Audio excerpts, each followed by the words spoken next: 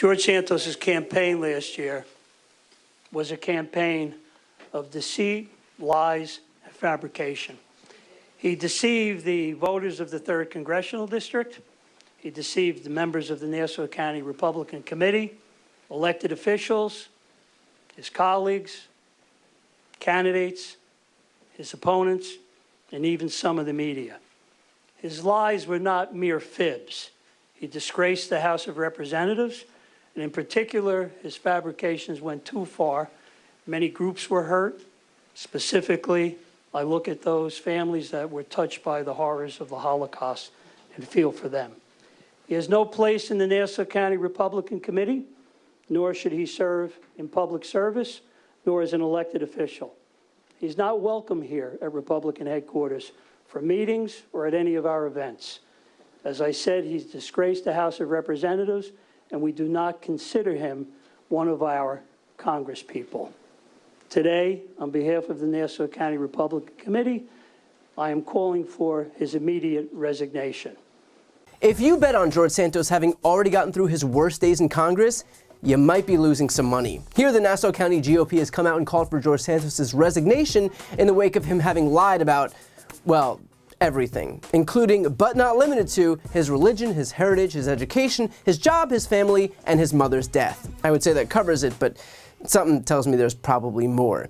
In fact, here's a fun one. This is the Nassau County Republican Party Chair, Joseph Cairo, outlining one specific lie that he was fed by Santos himself. Could you just explain what was on that resume? Well, to my recollection, it said he went to Baruch College, said he went to NYU. He later, or perhaps at the interview, I didn't attend it, that he sought a master's degree, said that he worked in finance. I don't recall, was it Citigroup, I think. Said he was very successful, told me personally that he had made a lot of money at that age and was successful in life. We got into it, started getting personal about the fact that he came from a poor background, but that he was able to be very successful. Told me, I remember specifically, I'm into sports a little bit, that he was a star on the Baruch volleyball team and that they won the league championship. And what can I tell you?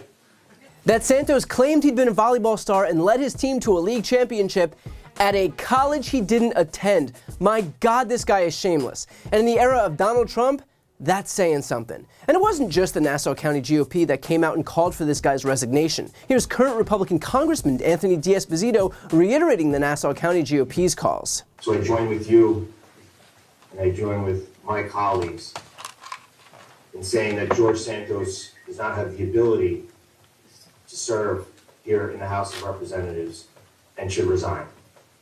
The New York GOP chairman and current Congressman Nick Langworthy piled on, making him the second sitting Republican congressman to call for Santos' resignation, saying, "I support the Nassau Republicans' decision today to request the resignation of George Santos. It's clear that he cannot be an effective representative, and it would be in the best interest of the taxpayers to have new leadership. I will continue working with our local elected officials to ensure that trust and dignity are restored to the 3rd Congressional District."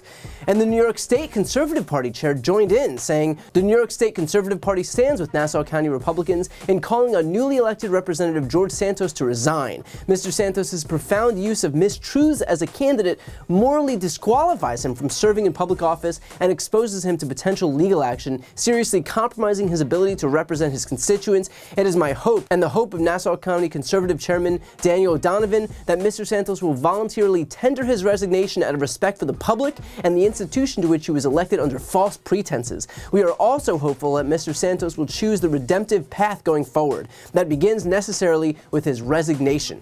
Now, Santos, for his part, has responded to the calls to resign while caught up in the middle of one of the daily scrums of reporters that collects outside of his office. Will you step down? I will not. Guys, we're gonna need a little space here. The New York Republicans are calling you a disgrace. You will not resign?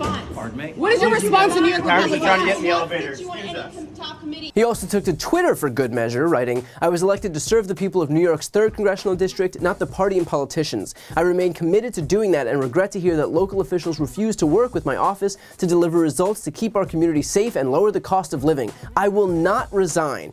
Tell you what, if nothing else, considering his defiance in the face of abject dishonesty, at least you can be sure that he's a Republican. Now, just a note on these people calling on Santos to resign. I obviously can't predict the future, but I don't think he's going to resign. He's already come out and said as much. And let's be honest here, anyone shameless enough to pretend that they descended from Holocaust survivors is not going to be shamed into doing the right thing. If these Republicans were actually serious about getting Santos out of Congress, they'd put pressure on Kevin McCarthy. He's the one who controls what gets to the floor, and he's the one who would be able to call for an expulsion vote. But instead, by calling on George Santos himself to do something that he is very unlikely to do, they're doing the bare minimum that's required of them to tick that box and seem responsible, when in reality, they know that their actions aren't going to actually result in anything tangible. It's all talk, no action from a party that's entire MO is all talk and no action. As for Kevin McCarthy, I don't even have to tell you what he said because you already know. But I still will. He said he has to answer to the voters, and when reminded that Santos lied, McCarthy said, and so did a lot of people here in the Senate and others, but one thing I think, it's the voters who made the decision. He has to answer to the voters, and the voters get to make another decision in 2 years. Some real bravery on display by the Republican speaker. Those Americans who stormed the beaches at Normandy could learn a thing or two about courage from Kevin McCarthy. In reality, the reason is obvious. If Santos were to resign or get expelled from Congress, there would be a special election in a New York district that could flip to the Democrats. New York's 3rd congressional district is by no means a safe red district, and after the humiliation that is being represented by someone like George Santos, it wouldn't exactly put the Republicans in a strong position heading into the next election. And because Kevin McCarthy cares about nothing but his and his party's own grip on power, it is highly, highly, highly unlikely that he would do anything to put that in jeopardy. Remember, it isn't principles or values or governing that drives the Republicans, it's control. Now, I've made this point before and I'll make it again. Regarding those few Republicans who have come out against George Santos, they're not angry that he's a liar, they're angry that he got caught, because it just reaffirms the fact that so many people within the GOP are incapable of telling the truth. The problem with Santos isn't that he's some aberration in that party, the actual problem is that he's too obvious a reflection of exactly what that party represents. George Santos makes it easier for everyone who calls the GOP a party of liars and cheats and thieves to have yet another person to point to, and that's what Republicans hate. With George Santos, it makes it that much more difficult to have any plausible deniability about exactly who they are. So while I'm glad that some Republicans are doing the bare minimum in calling for Santos to resign, my hopes aren't high that he'll actually do it. If nothing else, the Republican Party has spent years reaffirming the fact that it's fine for their elected officials to lie and cheat and steal, and that if you ever get caught, you just deny or double down or offer up some whataboutism. That is why you have people like George Santos there in the first place. So if the GOP is embarrassed now, it has only itself to blame. Before you go, if you enjoyed this video and want to see more, please make sure to subscribe to my channel. You can click the thumbnail right here on this screen. And if you want to support my work even further, the best way is to subscribe to my podcast, No Lie with Brian Tyler Cohen. There you can check out my interviews with major players in the world of politics, including President Biden, Vice President Kamala Harris, Pete Buttigieg, Elizabeth Warren, Katie Porter, Jamie Raskin, and so many more. Plus other interviews that live exclusively on the podcast. That link is also right here on this screen, or just search No Lie with Brian Tyler Cohen wherever you listen to podcasts.